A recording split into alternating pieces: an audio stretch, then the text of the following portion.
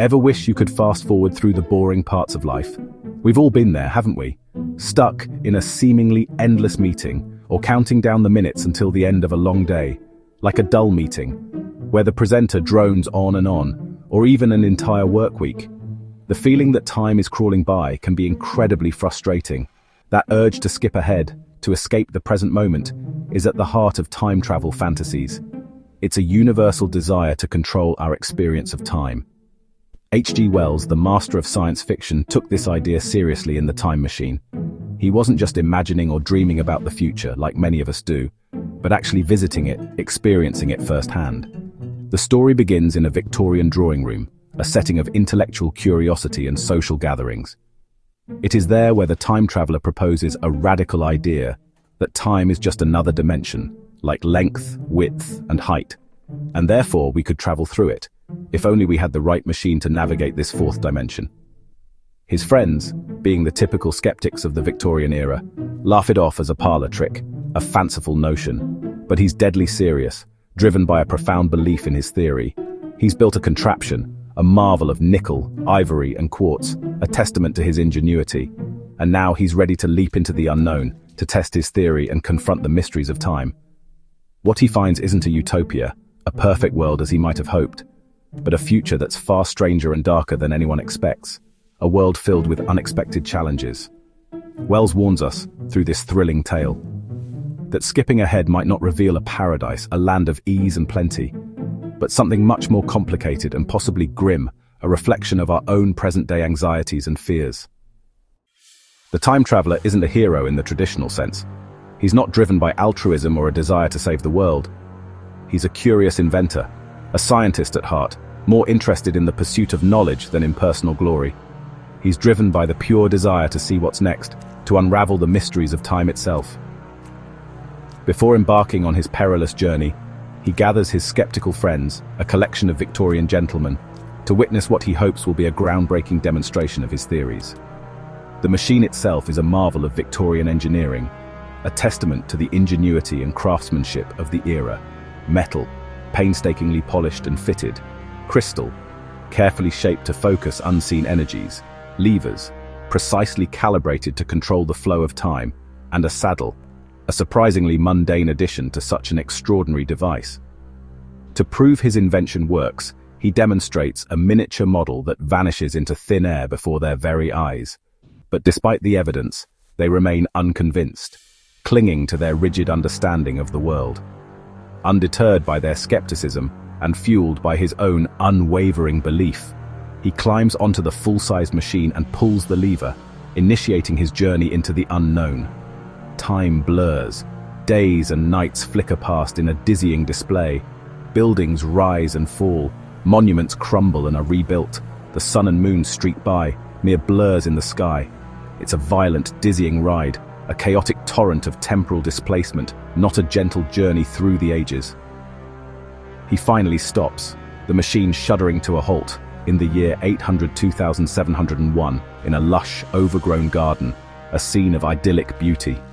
At first glance, it's paradise, a seemingly perfect world, warm air caressing the skin, abundant fruit hanging heavy on the branches, magnificent buildings reaching towards the sky. Humanity seems to have conquered nature and hardship, creating a utopia of leisure and beauty. But this perfect world is just the first and most deceptive twist in a far more complex and unsettling future. The time traveler, venturing far into the future, encounters the Eloi, small, beautiful, childlike people, seemingly untouched by the harsh realities of existence. Their delicate features and gentle demeanor paint a picture of innocence. They live in apparent bliss, surrounded by lush gardens and an atmosphere of perpetual ease. It appears to be a utopian dream realized. They play simple games, their laughter echoing through the tranquil landscape. They eat fruit, seemingly without a care in the world, and fear nothing but the dark. This primal fear is their only apparent vulnerability. At first glance, he thinks they're the pinnacle of human evolution, a testament to a future free from suffering and strife. Living in a world without struggle, they represent a potential future where humanity has overcome its baser instincts. But cracks begin to appear in this idyllic facade. The Eloi are strangely incurious, almost unintelligent, their minds seemingly dulled by generations of effortless existence, and disturbingly indifferent to his presence, showing little interest in his arrival or his strange tales of the past. When his time machine vanishes, a desperate situation arises, yet they offer no help, displaying a shocking lack of concern. He discovers, to his horror, that it's been dragged inside a locked pedestal, a structure of ancient and imposing design. This pedestal lies hidden beneath a sphinx-like statue, a silent guardian of secrets long forgotten. The Eloy's ignorance and apathy hints at a deeper, more sinister mystery lurking beneath the surface of this seemingly perfect world. The garden, with all its beauty, is no paradise. It's a gilded cage, a beautiful prison masking a terrible truth. The absence of hardship, the lack of any real challenge, hasn't created greatness or enlightenment, but a profound and unsettling helplessness. The unsettling perfection of this world, the unnerving tranquility, is the first and most glaring clue that something has gone terribly, irrevocably wrong with humanity's future, leading to a dark and disturbing fate. Searching for his machine, the time traveler notices strange wells dotting the landscape, avoided by the Eloi. He descends into one and discovers the Morlocks, pale, ape-like creatures tending ancient machinery in the darkness. The horrifying truth emerges. Humanity has split into two species. The Eloi, descendants of the idle rich, live above ground in ignorance. The Morlocks, descendants of the working class, toil below. But the relationship is even darker. The Morlocks farm the Eloi as livestock, harvesting them for food. The surface paradise is a facade for a nightmare of class division taken to its extreme. Wells's vision is a chilling extrapolation of Victorian society, where the price of comfort for some is monstrous suffering for others.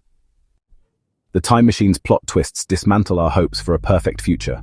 Wells lures us in with a utopia, then reveals its rotten core.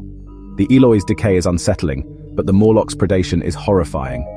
This story changed science fiction, introducing psychological and social depth. The future, Wells suggests, is shaped by the choices and divisions of today.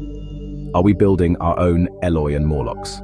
The novel forces us to confront uncomfortable truths about class, comfort, and progress. The time traveler's journey is thrilling, but it's the ideas that haunt us. Progress isn't guaranteed. The future is what we make it. If we're not careful, our dreams of paradise could become nightmares of our own making.